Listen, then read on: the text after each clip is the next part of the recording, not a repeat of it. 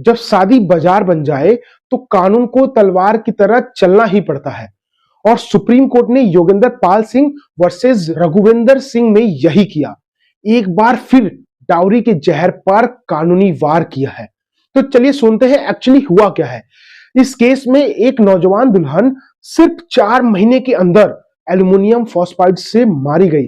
Prosecution ने साफ साफ बताया कि पति और ससुराल वाले एक ही चीज मांग रहे थे, फॉर्च्यूनर कार।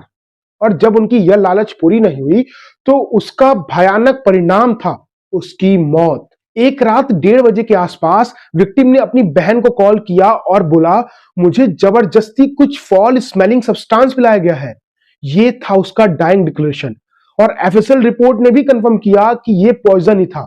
मतलब सारे डॉट्स कनेक्ट हो रहे थे। मेंटल क्रुएल्टी था, डाउरी हरासमेंट था, क्रिमिनल इंटेंशन भी था। पर फिर हुआ क्या? इलाहाबाद हाई कोर्ट ने बेल दे दिया।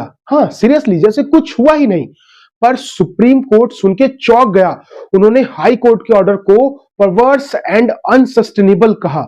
और फिर कोर्ट ने एक टाइट लीगल स्लैब दिया और कहा, डाउरी डेथ सिर्फ एक क्राइम नहीं, ये कॉन्स्टिट्यूशनल वायलेशन है। आर्टिकल 14 और 21 के अगेंस्ट डिग्निटी का मर्डर है।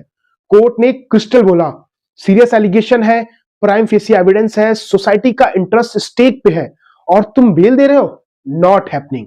और बस bail cancel, appeal allowed, case closed. यहां जो 2 इंपॉर्टेंट लॉज हम सीख सकते हैं वो है सेक्शन 304B आईपीसी यानी डाउरी डेथ और section 113V evidence act statutory presumption. मतलब अगर किसी लड़की की मौत 7 साल के अंदर अननेचुरल सर्कमस्टांस में होती है और डाउरी हरासमेंट प्रूफ होता है तो लॉ ऑटोमेटिकली प्रिज्यूम करेगा कि ये डाउरी डेथ ही है और बर्डन शिफ्ट हो जाएगा एक्यूज पर।